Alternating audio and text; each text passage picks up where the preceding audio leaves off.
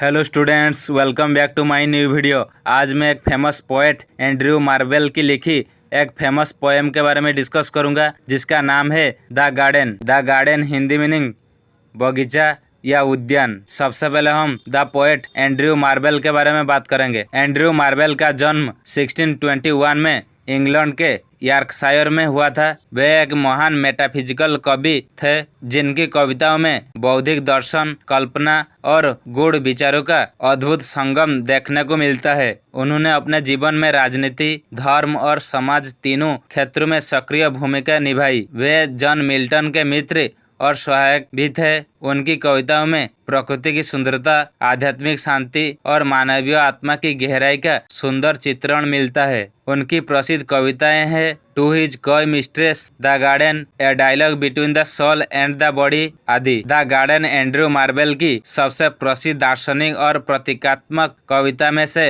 एक है। ये कविता प्रकृति की प्रशंसा करती है और दिखाती है कि सच्ची शांति और आनंद मनुष्य को समाज या प्रेमिकाओं से नहीं, बल्कि एकांत और प्रकृति के सानिध्य से प्राप्त होती है। यह कविता 17वीं शताब्दी के मेटाफिजिकल कविताओं की तरह गहन विचार, आध्यात्मिकता और बौद्धिक कल्पना से भरपूर है। कवि यहाँ यह संदेश देते हैं कि मनुष्य ने सांसारिक महत्वाकांक्षा को प्रेम और सामाजिक प्रतिस्पर्धा में अपनी आत्मिक शांति खो देती है। वह कहता है कि बगीचा ही वह स्थान है जहाँ आत्मा को सच्ची मुक्ति और शांति प्राप्त हो सकती है। अब हम इस पोएम की सामरी के बारे में बात करेंगे। कवि आरंभ में कहता है कि मनुष्य संसार में नाम और यश पाने की कोशिश में अपने जीवन की असली सुंदरता खो देता है। वह सम्मान, पद और स्त्रियों के प्रेम के पीछे भागता है, परंतु अंततः उसे केवल थकान और निराशा ही मिलती है। कवि कहता है कि यह सब व्यर्थ है,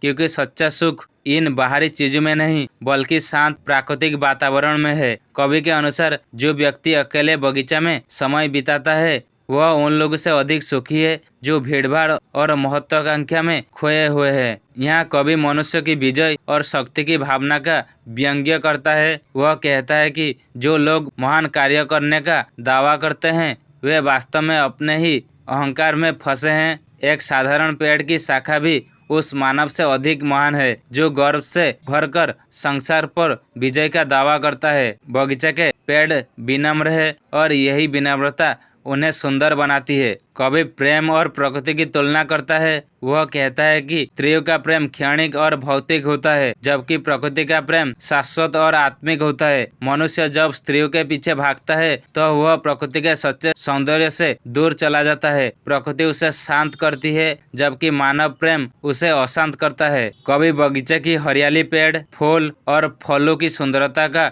वर्णन करता है। वह कहता है कि बगीचा किसी भी स्त्री की सुंदरता से अधिक आकर्षक है। बगीचे की हर वस्तु उसे आनंद और संतोष प्रदान करती है। यहाँ न कोई छल है, न ईर्ष्या, केवल शांति और सुकून है। अब कवि आत्मा की यात्रा का वर्णन करता है। जब मनुष्य बगीचे में अकेला होता है तो उसकी आत्मा शरीर से ऊपर उठकर स्वतंत्र हो जाती है। आत्मा वृक्षों, फलों और फूलों के बीच घूमती है और स्वयं ईश्वर के समीप होने का अनुभव करती है। यह एक आध्यात्मिक एकांत है जहाँ आत्मा को मुक्ति मिलती है। कवि कहता है कि जब आत्मा संसार की वस्तुओं से मुक्त होती है तब उसे सच्चा सुख मिलता है। वह शरीर की सीमाओं से परे जाकर अनंत का अनुभव करती है। यह एक दिव्य अवस्था है जहाँ ना प्रेम है, ना दुख, केवल एक गहरी शांति है। कवि बगीचे की तुलना बाइबल के गार्डन ऑफ ईडन से करता है। वह कहता है कि जैसे आदम ने ईश्वर के बगीचे में शांति पाई थी, वैसे ही हर व्यक्ति प्रकृति के साथ जुड़कर ईश्वर के अनुभव कर सकता है। यह कविता केवल भौतिक स्थान नहीं है,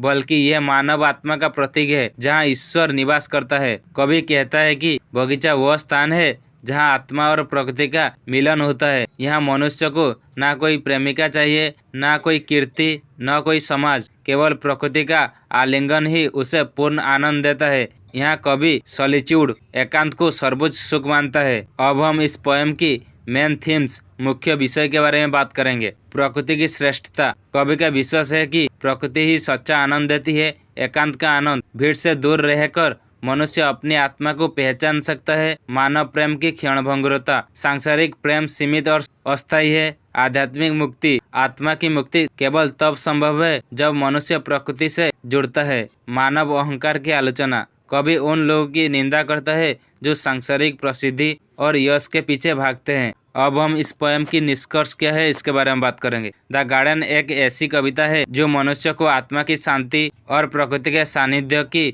ओर ले जाती है। यह कविता हमें सिखाती है कि जीवन की सबसे बड़ी उपलब्धि समाज या प्रसिद्धि नहीं, बल्कि स्वयं को जानना और ईश्वर के निकट अनुभव करना है। मार्वेल के लिए बगीचा केवल हरियाली का स्थान नहीं, बल्कि आत्मा का मंदिर है, जहां मनुष्य अपने अस्तित्व का सच्चा अर्थ समझता है। यह था द गार्डन पोएम की समरी।